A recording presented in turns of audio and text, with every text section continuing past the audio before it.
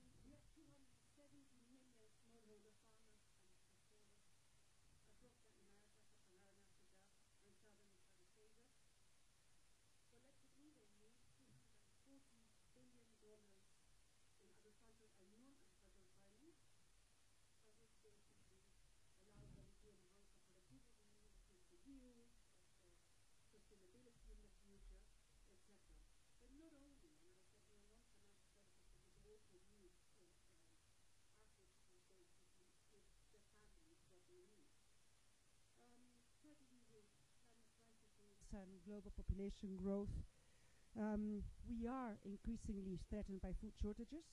Agricultural production must increase by as much as 70% to feed a projected 9.1 billion people by 2050. So there's definitely a lot of changes we need to do if we want to actually fulfill that objective. We have seen great efforts, and I think this fund launched, like you said, is a drop in the ocean, but I think it's a very good way of actually making an example to the rest of how we could actually do things. And I know that IFAD, Agera, and yourselves have done a lot of work, but we still are running short. Basically, we're still supplying now 70 billion annually, so we're running short 170 billion. So that means 70% of the global demand is actually unmet. Why haven't we solved the problem yet? Well, the biggest issue is a mismatch between the demand and supply in this front in the agricultural finance. From the supply side, smallholder farmers have not been seen as a lucrative customer segment for financial service providers to efficiently pursue. As individual clients, smallholder farmers are deemed to present small ticket size, business opportunity, and require therefore high cost to serve. They tend to have no credit history, low rates of digital and financial literacy, and difficult to reach distance-wise. And of course, certainly if they're rain-fed, very high perceived risk. From the demand side, financial services are perceived to be costly and convoluted and complicated by many of the smallholder farmers, and do not become necessarily an obvious solution to their problems. Sometimes they have an access to credit, but it's not the right amounts, not on the right terms, and not in the right place or the right price. So to generate better, and also the issue of it's not only finance, is also combination with access to markets, access to inputs, and access to a collective efforts with other farmers. The other issue that we really need to look into is also the family needs, which brings me to the new potential solutions. Definitely technology will play a very, very big role, and I would like to know exactly how FarmFit will be playing in with mobile wallets, satellite imaging to feed information to farmers, but also buyers and sellers of inputs. But there's two things. We have a working group with all my reference group and IDH and IFA's actually working on the agricultural finance one.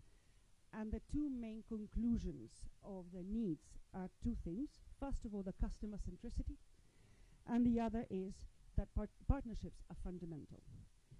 On the customer centricity side, I'm just going to give you a very small example. There is an Indian organization called Samunati that basically buys Indian grapes, and they've been doing a lot of work trying to give them technical assistance and the right seeds and etc. But what was happening is that they were paying these farmers 45 to 50 days too late. What happened is these farmers need cash to actually pay school fees, pay a lot of expenses from the family. So what they end up doing is they do go to the money lenders for those 45 to 50 days with tremendous charges, and that eats up all the yields that you actually try to do on the agricultural side. So the customer centricity side and knowing exactly what are the financial complete needs of a farmer are extremely important. It's not only the farming side and the agricultural side we need to look at, but we need to look at other types of bundles with savings to actually be able to pay the school fees, of insurance. Who pays for that premium insurance? Should actually be the input sellers or should actually be the farmers? I think it's all on the design to really cater to the needs of these smallholder farmers. And the other very big issue is, of course, partnerships. I think you're all aware, and this slide actually makes it very evident. None of us will be able to do this alone. 2 years ago, I called for a CEO partnership, basically 10 big companies in which Rabobank is one of them. And what we try to do is actually partner companies, sort of worldwide companies, that are not only in the financial sector, sometimes are actually big consumer companies like PepsiCo, Unilever, that they buy or they get supplied locally, or they sell through micro merchants. And the whole idea is to partner, for example, Rabobank with a telecom company, or Unilever with a telecom company, or MasterCard, MasterCard, to basically or digitize the whole value chain and being able to make all the things that we're actually talking possible, or actually digitize all the micro merchants that the Unilevers and the PepsiCos have actually touched us with. For example, in Pakistan, 1 billion micro merchants in the case of Unilever. This has led to really very good potential. We have a lot of projects going on now, and we're now scaling up a lot of them. And I'm very happy to say that Rabobank is actually now present in 7 countries in Africa, and will be scaling up these issues, because in the end of the day, we will need these partnerships to really be focused on making business make sense. This is not CSR, and we need to scale up to really make a difference for the $170 billion that we'll be needing. I really wish the FarmFit a lot of success. I'm happy that a lot of you are taking the risks and go beyond your business made usual to actually make to what we really need is to give smallholder farmers a better life and give us better nutrition to all of us. Thank you very much.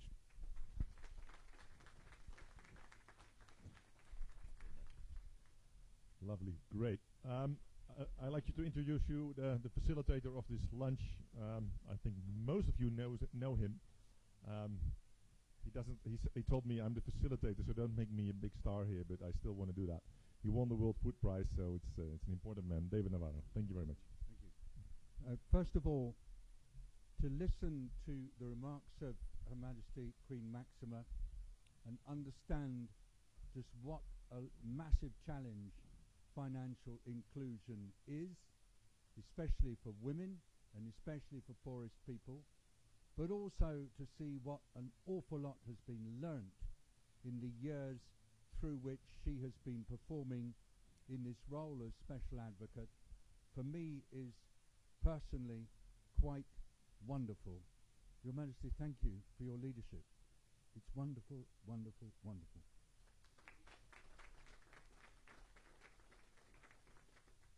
And today, as FarmFit is launched, we have an opportunity to reflect on those 2 key points that Her Majesty raised during her speech, being customer-centric and getting it right, and partnering so that we can create systems that really are quite extraordinary and transformative.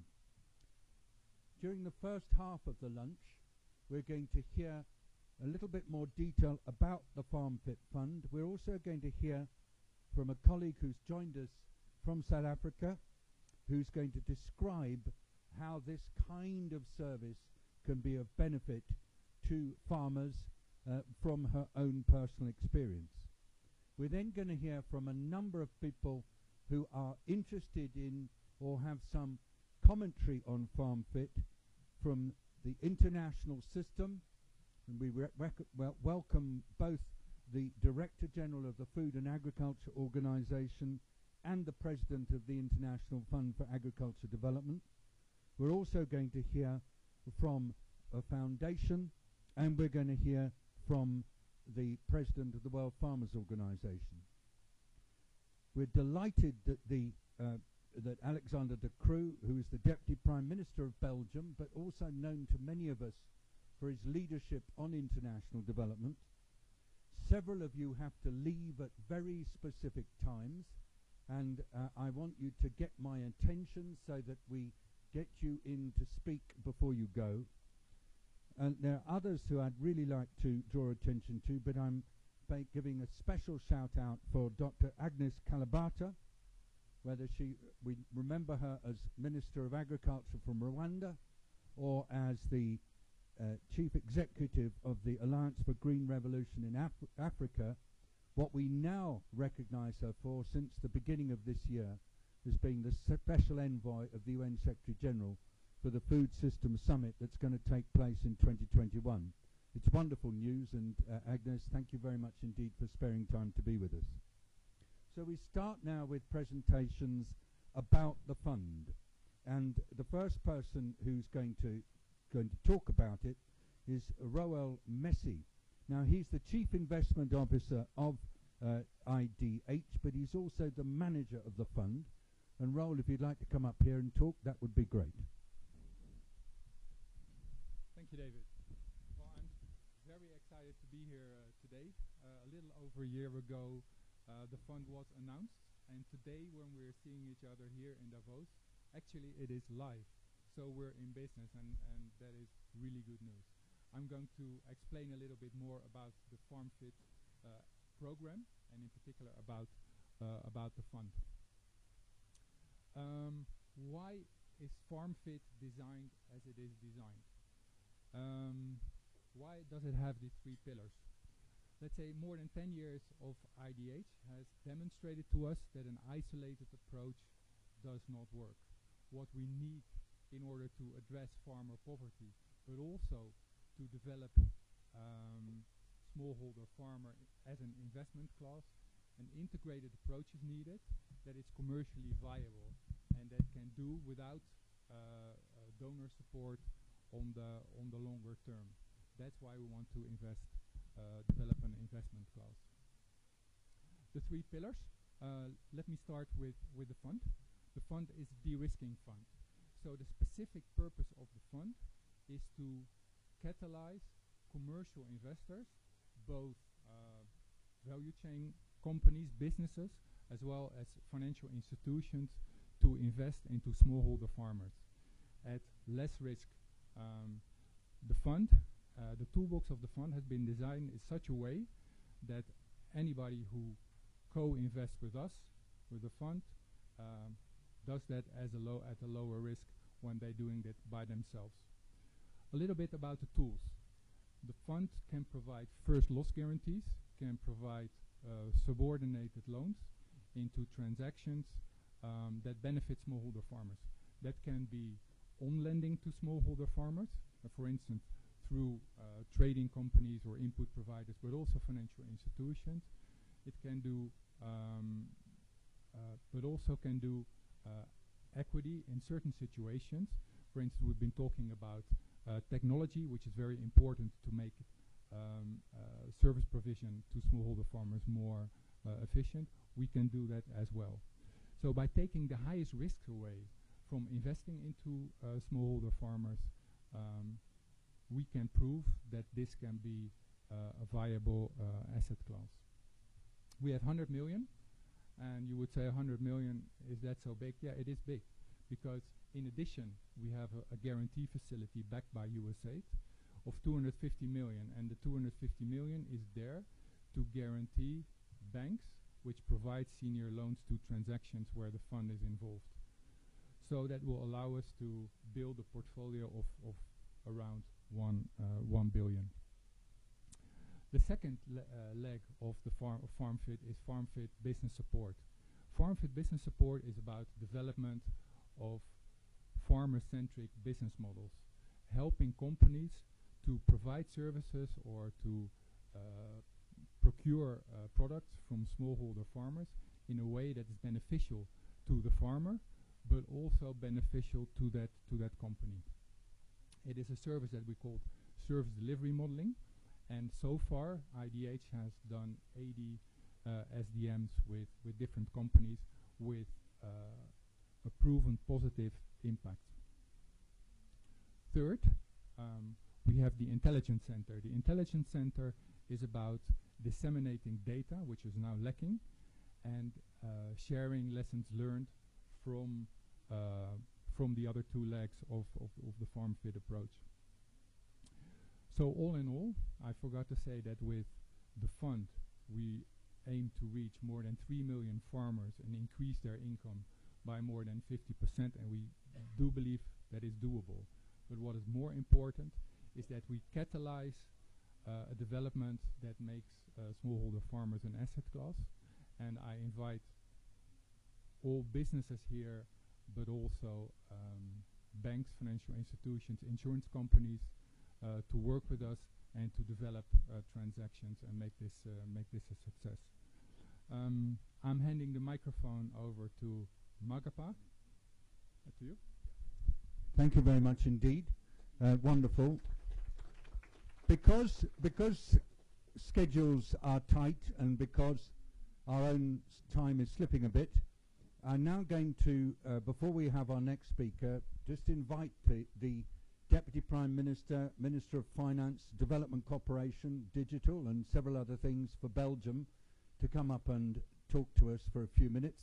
I'd just like to say that Alexander De Croo, as well as being a minister and Deputy Prime Minister, is also a businessman in his own right and understands the kind of work we're talking about, I think, inside his heart and soul. So it's with great pleasure that we invite you to say a few remarks now.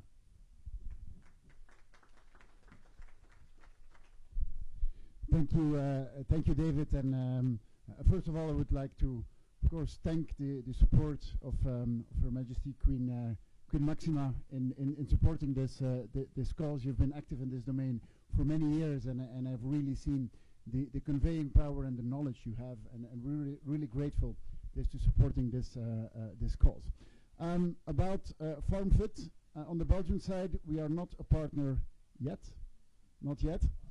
But that might change. That might change for two reasons. First of all, we have great experience in working with IDH.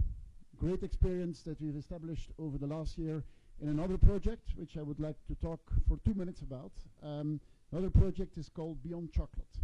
And Beyond Chocolate is basically a bit the same idea. It's creating a partnership in trying to make a whole industry sustainable.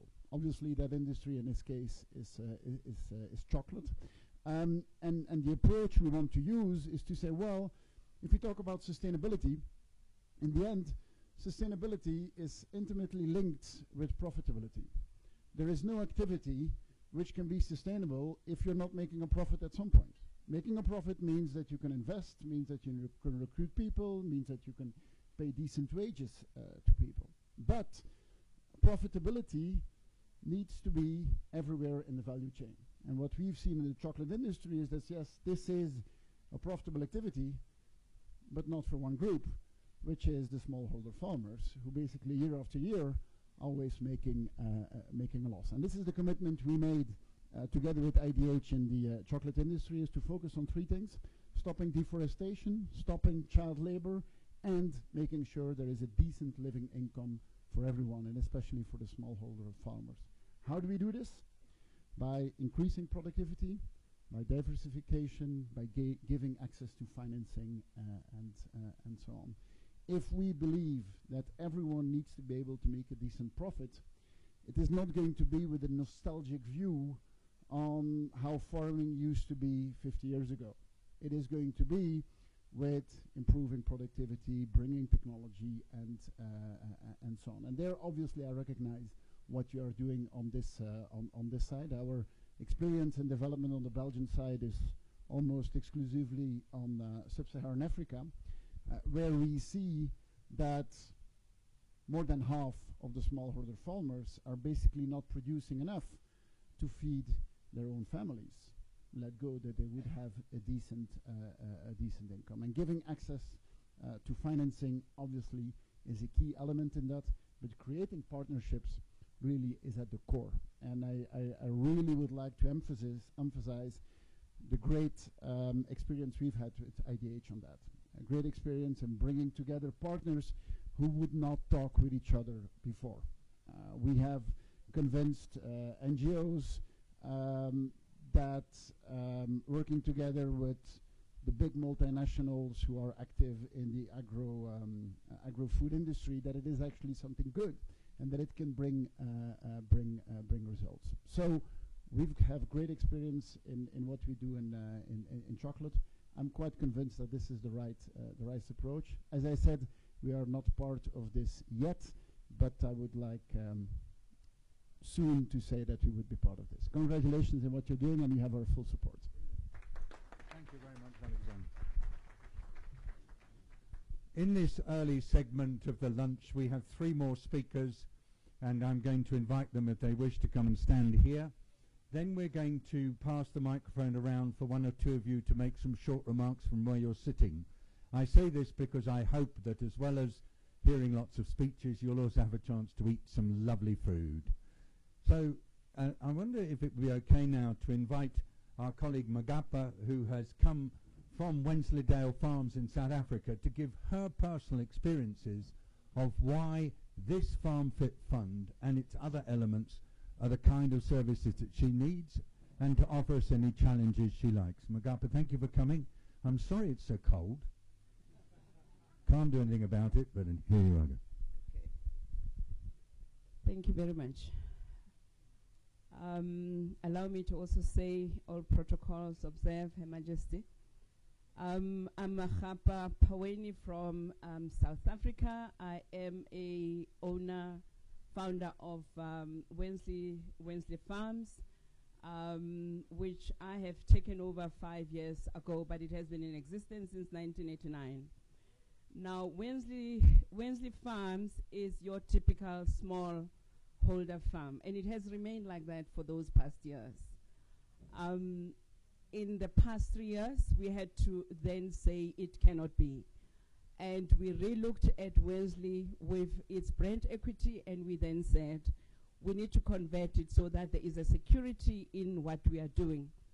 We now have a vision, and the vision of Wensley Farms, which seeks to scale up, and also scale up with products that are also sustainable. In our quest to do that, we then got an offtake agreement from Unilever, which offtake agreement we can only dream about satisfying. And I must say, with all the challenges that Her Majesty have said, we all fall into all those categories of capacity, challenges, finance, skill. What I can add to that is the lack of generational experience. We do not even know anything about agriculture because we don't have that generational experience that was passed up. I then need to bring IDH, which was a godsend. Without a committed partner like IDH, who has journeyed with us from the day Unilever invited them to come and give us the capacity that we need, all elements that are shown there, business analysis has been completed, connecting us with potential farmers. They've taken us to Ghana, to Netherlands. Today I'm here to be able to connect with potential farmers. We've looked at not only the products that Unilever is looking for, because the business has to be sustainable, we need to look at other legs as well to say, who else can we actually supply?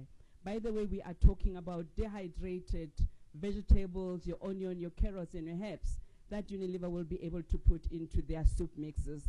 That allows our farmers that we are targeting, we've been given a target of 1,000 to 1,500 in South Africa, including the sub-Saharan, to be able to procure from that no less than 70% from their farms.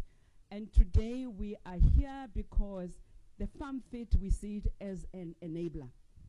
It is an enabler because we are small. We cannot satisfy our bankers in terms of the security and the guarantees that they want. Otherwise, I'll have no house.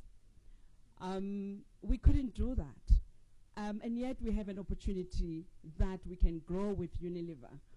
And IDH and the FarmFit will then be able to do that. The second thing is that it is a market that is highly competitive, currently being supplied by Asia. Cost competitiveness is a big issue. So that we then see the de-risking as an additional input for us, because that will also help be able to get our cost competitiveness in.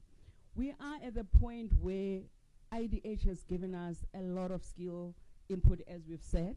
We are now at the point of the deal preparation stage. As we go back, I'm sitting with the IDH team and the bankers in South Africa to see what is it that they can give to Wensleydale and how then can they reduce the cost of financing, so that the targets that we have been given starting this year, we couldn't make last year because of these challenges, but starting this year we are actually able to do that and be able to give opportunities to all those small scale farmers that are actually waiting in the wings. Brilliant. Thank you very, very much indeed. And it's interesting that it's not been easy. Yeah, sometimes I wondered if it was the right direction. Farming is difficult. Farming is difficult. Thank you very much indeed. Beautiful. So now I'd like to invite Berry Martin, who's a member of the Executive Board of Rabobank and who's been deeply involved in this work, to come and give his brief observations. And then after, I'd like to invite Mark Engel, the Chief Supply Officer of Unilever. Both these have been totally involved, and then we'll go around the table. Barry. Thank you, David. Well, Queen, once more, thank you very much for supporting us. I'm actually very proud to be standing here because this has been a big journey, Joost. I've been involved with IDH now for 10 years. Mark, it started small. We had so many conversations. Think about all the things you've done so that we could get here. The hundreds and hundreds of hours you spent thinking, how can I scale this up? How can I make this a success? Joost, we're also standing here because of your success, and I want also to thank you. Can we give them applause then?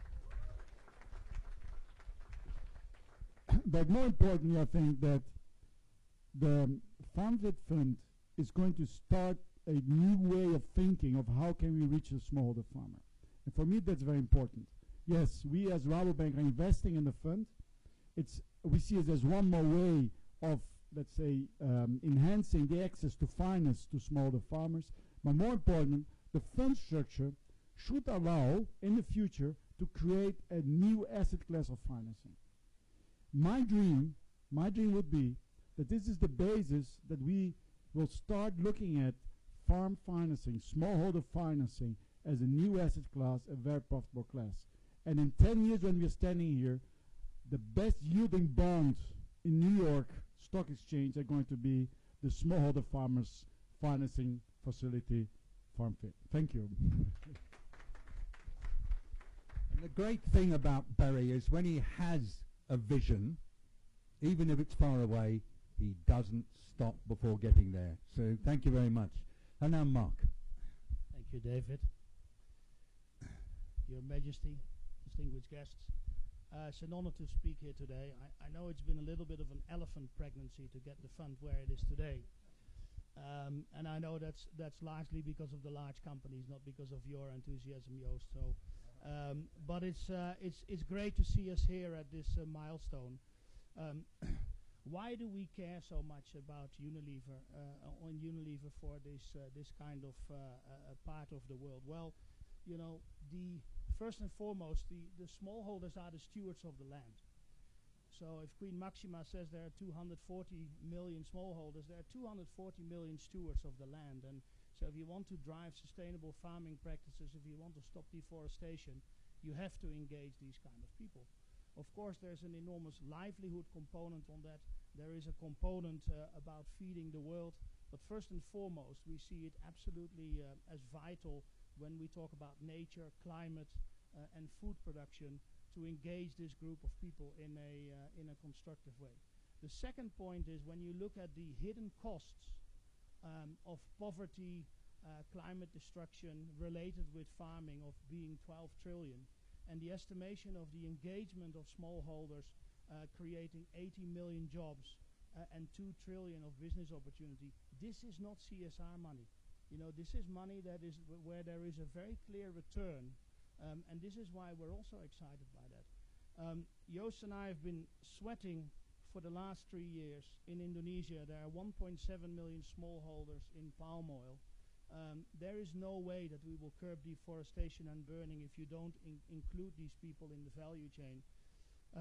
Together with IDH, we've achieved 800 in 3 years, which is great, but the biggest rate limiting factor is access to finance still, access to financial resources.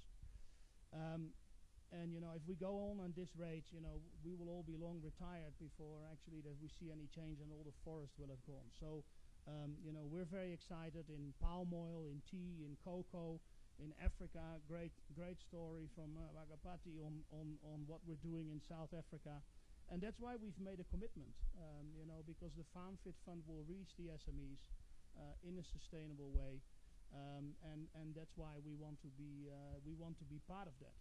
And financial products as credit and savings and micro lending, we know that it will lead to more sustainable practices and more food. And as a buyer of 8 million tons of agricultural raw materials, this is a very big deal for us.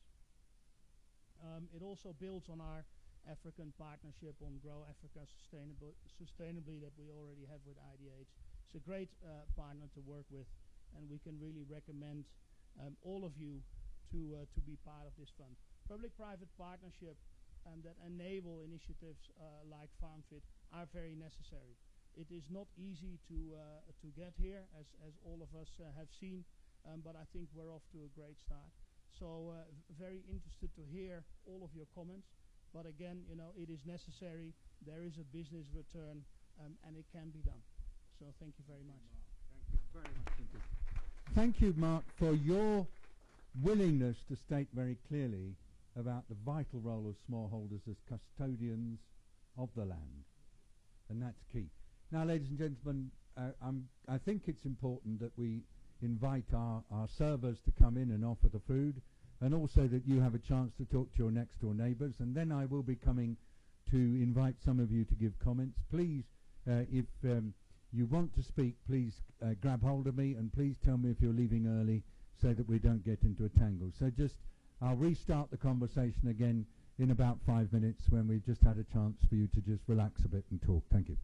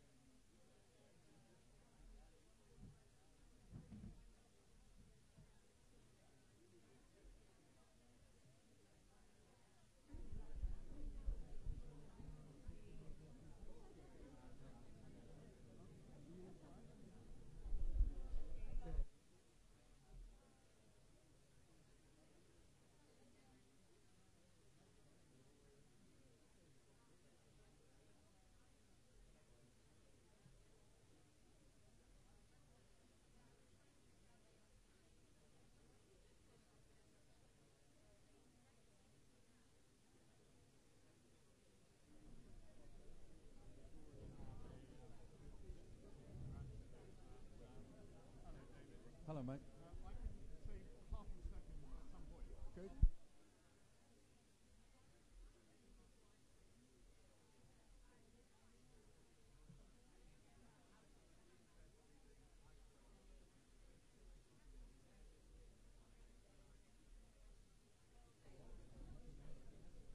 So I've misled you on one thing, everybody, and that is there's not going to be a lot more food.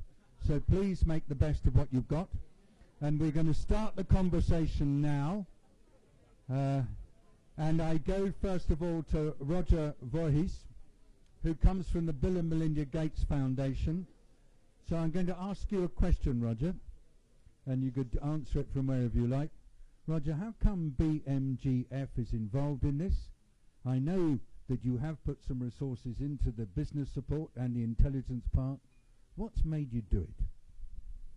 So thanks, David. And I'll stand so people can see, but really briefly, we've had a long history with many of the partners in this room, with IDH for a long time.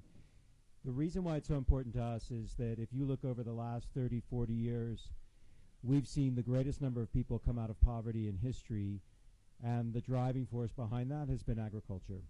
But when we do our modeling for sub-Saharan Africa, we don't see that same kind of story happening. And the biggest hurdle we continue to come across is access to finance, because the investments are not happening. And without that increase in productivity, we'll have issues of deforestation, as Unilever pointed out. You won't get the kind of economic growth you need. And our approach of why we partnered with this, and we put in $15 million with DFID also putting in $15 million, is because we thought historically for access to finance, folks were just moving risk around the board and subsidizing risk, rather than thinking through the stack end to end, and how do we de-risk the market, how do we have access to the right kind of knowledge, and how do we build a platform that connects buyers and sellers together. And so with that, we think we couldn't be more excited, and with your partnership, we hope to be successful. Thanks, David. So that's a ringing endorsement from what I'm told is that actually that intelligence part can be really, really powerful in helping farmers, not only themselves, but also other farmers in their communities. So thank you, Roger, for your leadership on that. I've persuaded Gwen Yu to stick with us for a bit. She's just standing on my right-hand side. She's head of engagement transformation at BNP Paribas. Gwen, what does your bank think about this adventure? So we think serving the smallholder farmer is very important, but there are 3 challenges, as has been mentioned so far, which is what it is that they actually need, how to de-risk, and how to scale. So what we're trying to do at BNP Paribas with different projects that we're on now is really exploring different financial instruments on how to get there. So an example of that is working with UN Women, for example, in Senegal, through some of their cooperatives, in order, and we have a retail banking arm that's there, in order to get credit to the smallholder farmer that's not extremely high in terms of interest rates and something that they can afford that will be sustainable. A second aspect that we're looking at is really to harness the power of the capital markets and see how we can bring funding by selling bonds and securitizing all these different small assets with de-risking factors from public institutions and also philanthropic money as part of the capacity building to typical but non-typical, non-pure green institutional investors like pension funds and also potentially family offices and wealth management clients. And then the third aspect is something that we've worked with IDH, which is with Newman Coffee and their sustainable coffee brand. And it's also a de-risking tool where we've provided loans worth 25 million to farmers in order to get them to where they need to go. Thank you.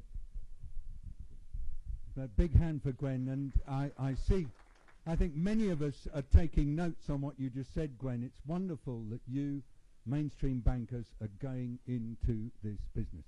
Thank you. Naoko, thank you also for being here with us. Lovely.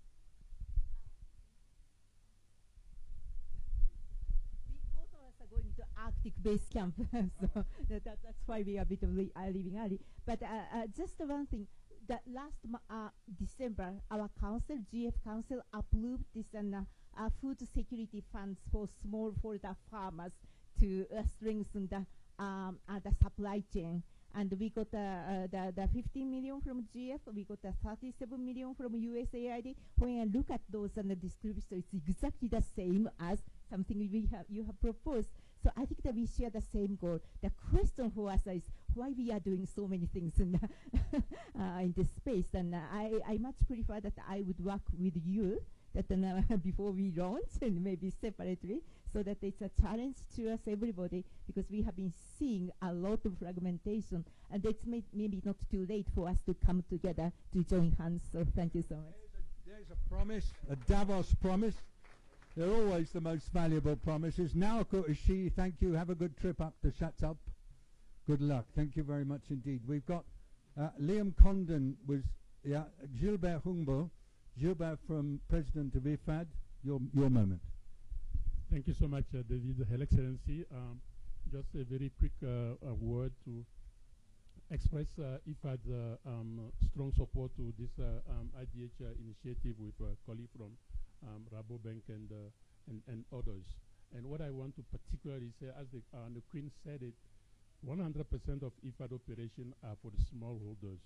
And we see exactly that missing middle. So I'm very relieved that, you know, finally you have this going on.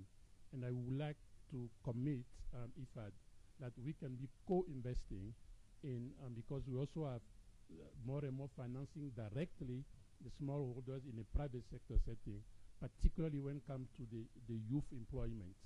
So we would really like to associate ourselves in co-investment approach. Thank you so much. Thank you. Another Davos promise. I did invite Liam Condon to speak. I invited Chu Dong-yu to speak, and we were also going to come to listen to Kathy Peters of MasterCard. Is it all right to work in that sequence, that we go Liam, Chu Dong-yu, Kathy, or do we need to change it because of anybody leaving? Okay, Liam. So thank you, David. Thank you, Joost. Thank you, Queen Maxima, for your sponsorship. I have to admit this is the first time ever I've been to a finance session at Davos, and it was because Joost coaxed me to come here.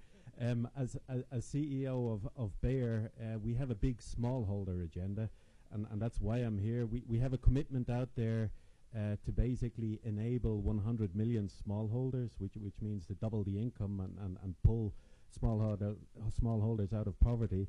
And the one issue that we face again and again is first and foremost related to financing. We have all the technology in the world that you would require to be successful available actually today. We have biotech, we have digital, we have everything, but we're not getting it to the smallholders. And again, a key part of this is financing. So I personally have a big interest in learning more here, in contributing more here, and I'm very pleased to be a part of this. And I have to say, a finance session is a lot more interesting than I had originally anticipated. Liam, you're great, always. That's another promise, yeah. Wonderful. So. Thank you. So many promises to the smallholder farmers. I'm from Food Agriculture Organization of the United Nations. So on behalf of not the 200, it's 500 million smallholder farmers on this planet. You know, you include not only China, I think India, I think also. So because now number one smallholder farmer from India, second is from China. So totally makes 800 million smallholder farmers on this planet. So on behalf of them, Majesty, thank you for your initiative support. Also, so many promises, especially Bayer promised 100 million smallholder farmers program initiative to support them to develop. You didn't mention here. Here you made 2 years ago already. I made the announcement for you. And I know FAO mandate is mainly to have the 84% of farmers in this planet is smallholder farmers. Second, what we are talking about the transformation of food systems, but also talk about the public and private sectors. What is the real private sector? This planet is the smallholder farmers. They are real. They take all the risk by their own. Because I'm a son of the farmer, small farmer, less than 1 hectare in China when I was a child. So I went to Netherlands wild hunting for my PhD 30 years ago. So how to organize the smallholder farmers? There are several approaches. One is the administrative way, second is the financial way, third is the technology way. So I think but the catalyst is the financial service. Second, also how to transform the smallholder farmers to the commercial growers. So also we need the financial service. So doing so, I think my friend from Bill Gates Foundation, he has a lot of experience with the small farmers too in Africa, in Middle East. That's why we now become on the same boat to work for them. I appreciate the support from Bill Gates Foundation and others. let's work for the smallholder farmers. Nevertheless, the next century, I hope within 100 years, they still have a lot of smallholder farmers because we don't need that much laborers in the countryside, but we have to offer them live in the city, but still smallholder farmers in the city. Please offer them opportunity. That's another story. Training them to get the survival. And finally, I hope we can really organize them to through the big private sector companies here, Unilever or Pepsi or Bell and others, to get market access. They produce small, limited, with high quality, but no profit. How no profit means no sustainability. So FAO willing to offer the enabling policy, work together with the member countries. Second, we want to work with the private sector to organize the smallholder farm. Third, we want to use the innovation to help them speed up, scale up their efficiency. Thank you for your support and for your big heart and to have the small farmers. If we have everyone have big heart, small farmers have a future. Thank you. Thank you very much indeed. Very wonderful. So I'd just like to check, is anybody here from Yarra? Yeah? In a minute, I'd like to come to you, if that's okay. And anybody here from Sukafina? Okay. Yeah, great. Can I come to you a bit later? Thank you very much indeed. We'll keep going quickly through this. So now I'd like to come to Kathy Peters of Mondelez. Kathy. Yes, Mondelez and not MasterCard. I got a little worried WhatsApp from my team. Like, did you not announce anything to us? Anyway, yes, thank you very much for the opportunity. Mondelez, you probably know our brands better than our company name. We are the biggest snacking company. Oreos, Cadbury, Toblerone, and then our preferred Côte d'Or brands is what we're proud of. It also shows how important cocoa is for us. And that is why in 2012 we were brave enough to jump into our own proprietary program, Cocoa Life, that we've implementing for the last years and that we've been measuring impact on. We're proud to say that all these years in, we've actually seen positive impact on income increase for cocoa growing families. We've seen children going back to school, and we are doing that at a considerable scale of a little over 150,000 farmers, but that is not enough. So that's the reason why this year again we're bold enough to jump into the FarmFit Fund, because we think that we have an opportunity, a unique opportunity to actually bring some of our successful models to scale, but also continue to innovate. Her Majesty, I will always remember, and I actually use your words, because you told us once that how is it possible that all those cocoa beans get into our plans and that we find it so difficult to get access to finance back to those families. I use those words, and that is also something we will definitely focus on, and we hope the IDH and the fund can help us with bridging that gap of the most fragile of our value chain. All of that, I think what we are known for and proud of is that we also realize that women are the drivers of change, and so anything we do, we will do it deliberately, thinking about how can this make sense for women's economic empowerment. So very proud of that part as well, and women will continue to drive change in our value chain. Thank you. So Kathy Peters of Mondelez, thank you very much indeed. Now, I just wanted to say that Natalie Blythe told me she's got a car waiting outside. Natalie, as you walk out the door, just the words you were going to say on behalf of HSBC. Thank you very much. And Unilever and Mondelez are both very significant clients of ours. We've chatted about how the capital treatment of trade finance needs to be changed. There's never been a more urgent need for access to trade finance. There's a gap of $1.5 trillion. It hits emerging markets, it hits small businesses, and it hits women the most.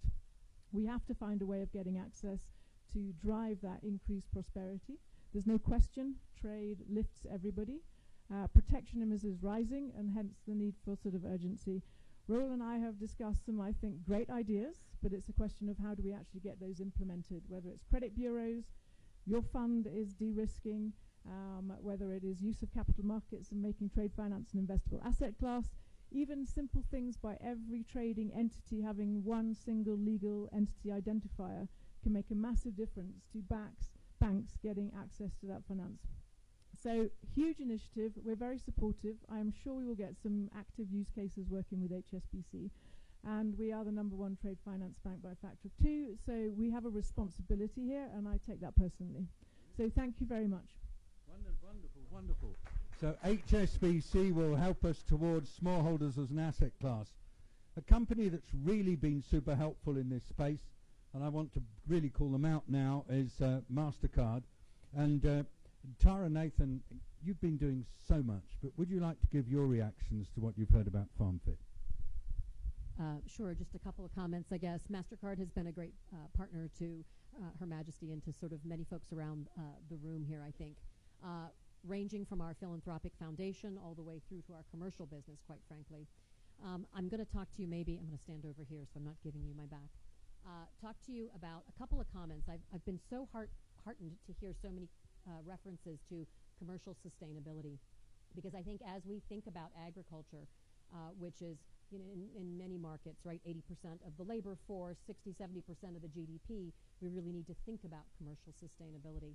I guess I'd want to introduce to you on that continuum of our commercial business through to our social, our philanthropic business, our philanthropic investments, a social impact business that we're really trying to drive at the heart, which is about building, innovating, and delivering a digital infrastructure to help organizations like FarmFit reach the smallholder farmer at the last mile. Our vision there is to say the first thing we need to do is make that smallholder farmer visible through a digital identity. And then from that, give that smallholder farmer, give her access to markets. So that's the first thing we need to do, is give her access to the buyers so that she gets agency and can earn the rent that she earns. Through that, her transactions become visible. And through that same transparency, when her digital transactions become transparent, she can gain access to things like credit. And banks know how to get to her. They know what her sales history is, and by that know what her credit worthiness is. I was very heartened by some of the comments that Her Majesty made on then what she wants to do with those payments, right? She wants to use them to send her child to school, to get her child vaccinated. So as we think about digital infrastructure, we're always thinking about how we design for the last mile, how it can work offline, how it can work in marginalized contexts, and more importantly, how it can be sort of commercially sustainable for all the stakeholders that are engaged. Thank you. And thank you for speaking to the wider issue so beautifully, and that sort of gives us a little bit more context to what a beautiful thing FarmFit is and what a powerful impact it might have. Now, Stefan, you work on, for Yara, and you're in charge of digital. Can you build on what we just heard from Tara? I hope so, Her Majesty, ladies and gentlemen. For Yara, we are the largest crop nutrition and fertilizer company in the world, so we have a responsibility to make sustainable food production work. And smallholders are a major part, not only because we can make a difference to 500 million families, but also because it represents a massive business opportunity. And for me, what resonated the most was actually the topic of partnership, because building on what Leon said, I think we also see there's so much knowledge, there's so much technology, and it's getting exponentially more. At the same time, I think there is funding out there that wants to make a difference. So I think if we can have a platform here that connects actually the opportunity with the funding and the de-risking, I think that's what can make an exponential difference in the next year. And I would like to sort of make a little commitment that hopefully in the year 2020, from a Yara perspective, we can have a first project launched at least within FarmFit. Brilliant. Thank you very much indeed. Just checking to see on behalf of DSM, is it Foco or Maurizio? Maurizio's not here. Okay, fine. But we're going to Sucafina now. Just checking again. Agnes, are you still okay to stay for a little bit longer? I'd quite like to get your wrap up on this, but if you want to leave, tell me and I will understand. So good afternoon, everyone. My name is Nicolas Tamari. I'm the CEO of Sucafina, a Swiss-based coffee merchant. My grandfather was an orange grower in Palestine and Jaffa. And today I'm a coffee merchant thanks to smallholders who produce great coffee all around the world. I was in Amsterdam a year ago for the launch of the FarmFit. Today FarmFit is live, and my company will be one of the users for FarmFit in order to pre-finance small growers. In a country like Rwanda, we deal directly with about 46,000 growers who have an average income per year of coffee of less than $2,000. So for them, when we can provide pre-finance, it's a game changer in their lives. For them, when they don't have to borrow money from middleman at 20% interest rate, it's a game changer. So thanks to FarmFit, thanks to the dedication of the team, that we will make this a success. I want to have one last mention. It's an amazing project that we launched, and I'd like to thank some of the participants such as Rabo, Yara, etc., called Farmer Connect. We have a vision which is to connect the consumers of coffee and other commodities with the growers around the world, and that's thanks to technology, and we're using the technology of IBM. And if somebody wants to hear more about that, please contact me directly. Thank you. What a lovely story. I mean, it's brilliant to have in our hearts the story of how you built your business. Thank you very much indeed. So Mauricio's not here, and so I'm going to go straight to talk to another farmer, and I would like to find Teo Diego. Teo, would you like to come and just stand close to the front? As president of the World Farmers Organization, how does this grab you?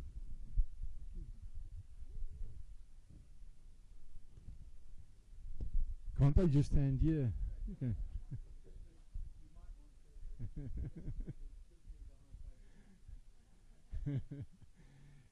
Thank you so much for the opportunity, and it's always great to have an opportunity to make the farmer's voice heard. Now, I want to take a bit of a different angle on this. It's about smallholder farmers, and they are mostly from our neck of the woods in Africa. Very often, we find a kind of an over-romanticization of smallholder farming, while in real life, it often is a poverty trap. Farming is a business. A business needs to be profitable and sustainable.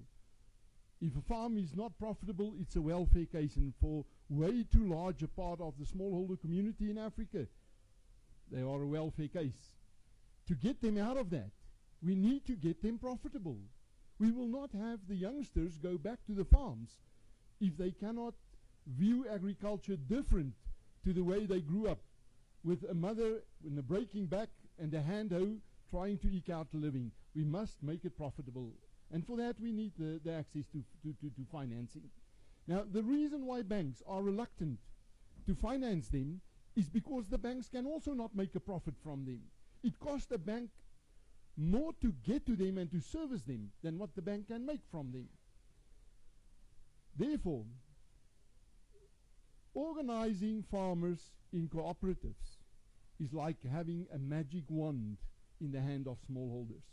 Everything which a smallholder cannot do because he's too small, he can do when they do it together. Being bankable, being insurable, buying equipment. No smallholder can afford a tractor, but 100 of them together can do it. The second reason why it's hard to finance smallholders is because the majority of them have to be profitable and globally competitive in a policy environment which is not conducive to agriculture as a business. And let's call it by the name. We need policies in Africa that makes it easier for smallholder farmers to grow competitively. And not even to mention the problems of corruption and broken systems in Africa. I want to challenge you on two things as business partners. First of all, say no to business which is not clean in the African environment. Say no. You owe it to every smallholder out there. And secondly, thank you so much for setting up this kind of initiative with $100 million in it. It's going to hit a dent. But to make a paradigm shift, we need more than this. We need to set up a fund of at least $1 billion. We do not ask for development aid for smallholders. We ask for patient, sympathetic capital. We ask for loans over a longer period of time than what is readily available in the market now, at softer conditions than what is readily available. And if we can empower smallholders through proper financing systems in a way where they can afford to pay it back because they are profitable, watch this space. You will not recognize the brand produced in Africa in 20, 25 years from now. To Dr. Agnes Kalabata, President of the Alliance for Green Revolution in Africa. Agnes. Thank you, David. And thank you, Your Majesty, for the support you're giving to IDH. I know IDH from very far back when they were starting back in Rwanda and getting Unilever started in an environment where nobody believed that smallholder farmers actually could be viable. Now here we are, and I'm glad that we're actually part of proving the case, right? So here we are, and IDH has grown. I work for AGRA, an institution that completely believes in smallholder farmers and the power at the bottom of the pyramid, as they say. Now, the opportunity here is huge, but the biggest bottleneck has always been a number of things. And in AGRA, we started out believing that technologies and access to technologies was the biggest bottleneck, and we've been working at that. And when they become available, we get other bottlenecks. Fast forward, we definitely know that access to finance for small businesses that are working in the farmer environment is very critical, because these are the people that pass resources on down to farmers. And ensuring that these businesses work is going to be probably one of the most important things. So we as AGRA too are investing in businesses, ensuring that we are nurturing these businesses from the ground, and these businesses are beginning to grow and passing resources to farmers. So we are extremely excited at the possibility of partnering with FarmFit to ensure that the businesses we grow, the businesses we nurture, can actually have an opportunity to grow to bigger businesses. We have committed, and believe you me, without resources, but we have committed that we will double from 5% access to finance in Africa today in agriculture to 10%, and this is how we are going to do it in the next 5 years, and this is how we are going to do it. We are going to work with all of you.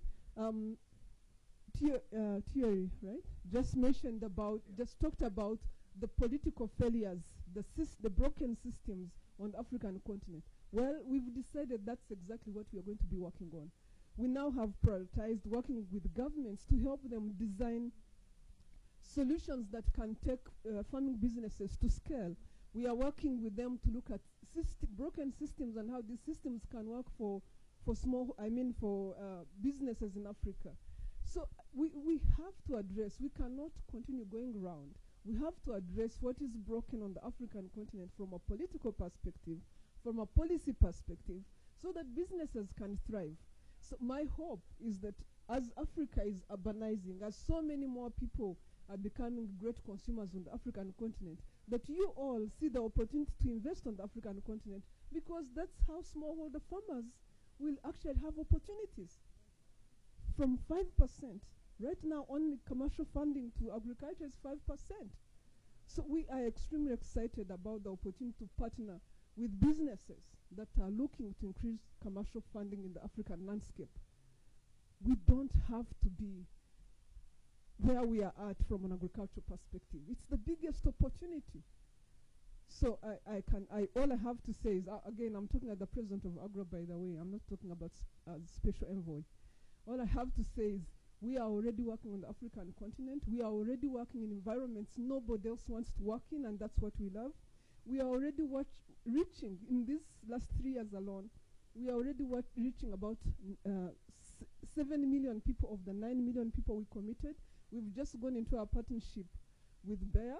We are looking at the 100 million farmers, and we want to reach those 100 million farmers. Actually, I was telling your team that 50 million need to be from Africa. And we want to know where those 50 million are and how we can work with you. I've been telling businesses that these farmers we are reaching, these businesses you're reaching, you don't have to do the work. We are doing the groundwork for you. Just overlay your products, your opportunities over these systems so that they can start working. So again, anything we can do in terms of further clarifying and working and strengthening the political environment. What IDH is talking about, the intelligence part, is very critical, because you have to make sure that the political system is working. So anything we can do in that environment will be working with you. So we are excited to work with IDH and take this opportunity further, especially we focus really fully on staple crops. Anything we can do on the staple crop environment, which doesn't seem to have a huge business opportunity out there, but is very critical for smallholder farmers. We are very excited. Thank you. I think I'm right in saying that one of the original ideas of FarmFit was to bring people together so that they could align and crowd in. We've got 3 more brief speakers. So first of all, I'd like to come to Reto from the Swiss reinsurance company. We haven't, I don't think, heard from many in the insurance space. So very briefly, could you give us your remarks? Yeah, thank you, and congratulations to IDH and everybody involved in the FarmFit initiative. Sounds really like a great plan, very ambitious, obviously, and I'm very pleased to see that de-risking is part of the agenda, because we all know that agriculture is a very risky proposition, especially for smallholder farmers. So we need to find innovative ways, and technology can play a role here, to remove risk and transfer risks of smallholder farmers. So that's one thing. Picking on the previous point about scale, I think we need to do a lot more than what we have in mind today, because the challenge is enormous. And for example, with my different hat, I'm also chairman of Responsibility Investments, which is an impact investor. And we have a fund for smallholder farmers, and it's about 250 million at the moment, but we need to think about the billions in that space, because the need is enormous, and we need to up our game in order to really make a difference. So hopefully we find more partners in this room and beyond to really have a bigger impact. Brilliant. So I'm going to stop here. Well, thank you again for your willingness to be out there in front and bringing others with you. Now to Ibrahim Guruza, just to invite you on behalf of Grow Africa to give very few short remarks. Thank you very much, David. So my name is Ibrahim Guruza. I'm the head of the Grow Africa program within the NEPAD agency. I'm just pleased to report that Grow Africa and IDH are implementing the FarmFit today. So saying that we've started by identifying the rice value chain in West Africa. As we all know, we import for $4 billion of rice per year. So last year, together with IDH, we've commissioned Dalberg, consultancy firm, to undertake a business case study across the value chain in 6 African countries. Because if we want to get rice right in Africa, in West Africa, we need to take a regional value chain approach. So the business case study is ready today. We've identified across the value chain, from the production to the processing to the distribution, potential business to be funded through the FarmFit Fund. So we are going to move further and implement business units in each of those countries to implement the finding of the consultancy. So all in all, we are looking for $120 million for that. Thank you. Ibrahim, right. And Ed Davey wants to say something for a few seconds. A few seconds just to say congratulations, Youth, and also to say that WRI and the Food and Land Use Coalition, we would love to help you in the next phase in our countries, our networks. Please let us know how we can be supportive. Thank you. So, ladies and gentlemen, that's been our discussion. I now go to Joost for closing remarks, and then once Joost has done it, then we will just ring the gong, because it is a special moment, and we would like to just mark it. Okay, thank you so much. I realize everybody's like, oops, I want to go to my next session, so we'll make it very, very concise. Super statements, I think. Our queen, customer-centric and partnerships and technology, digital identity, I think were some key words here that we need to focus on. Maybe one of the elephants in the room, land reform, wasn't really mentioned, but I would think that we need to throw that into the mix. Offtake agreements as enablers to this whole work, right? So that's why I think it's so powerful that all these companies here say that they want to engage to this, because without those buyers, it's going to be very, very difficult. I think Mark's comment was also very powerful. I think that this is not about CSR, right? We need to make it an asset class, and if it needs to become an asset class, it needs to become business, right? And the gentleman from the, well, maybe you already left, but from the farmer union, oh, there you are. Fully agree with you, right? Long-term finance, friendly capital, but it needs to become business, right? It's not yet business, but we need to end up there. I think, Roger, we don't see it happening yet in sub-Saharan Africa. I think that's a very powerful statement, right? We need to get those poverty levels up, people getting out of poverty levels, and I think we need to focus on sub-Saharan Africa there. And there's a lot of dynamics now also in the digital space, so there's also hope. I like your point on de-risking, right knowledge, platform. I think those are the three key things that you mentioned. The most exciting thing is all the commitments, right? Quite a few. So there's a lineup of people that want to deal with Roel. So yeah, up the entrance level, right? I don't know. Yeah, very good for you. The Belgian Vice Prime Minister said that they want to join. That would be super if that happens. Naoko from Jeff said that she wants to connect her fund to this fund, so that is super. I think the CEO from IFAD said they also want to link up with FarmFit. I think that's very, very powerful, because IFAD is a very powerful organization, also venturing into this space. Our CEO from Bayer, 100 million farmers. That, you know, if we can link up with them, that would be super. And I think the lady from HSBC made some I think very powerful comments. I'm not a banker, so I kind of get what she talks about, but I trust it's important. So let's make it work, right? And then of course we should close with Barry's dream, right? I think that was quite visionary. So in 2030, smallholder finance is the best yielding bond at the New York Exchange, right? Cool. Thank you very much. Well, and that's the cue. You know, the stock exchange, for now, just a little moment, because we're finishing early, we can do it, where we invite our top table just to come up and ceremonially hit the gong, and anybody else who wants to hit the gong to do it before they leave, so we make a really big noise.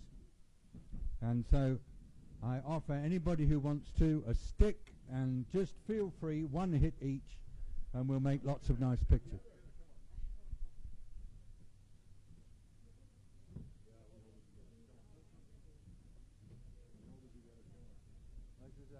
But do you really want to do a selfie, or do you want to pick this up? Sorry, David, I'm still over here. Who's got the camera? Yeah, there are a few cameras around. Now you're going to hit it. Whoa! Again. One by one. 3, 2,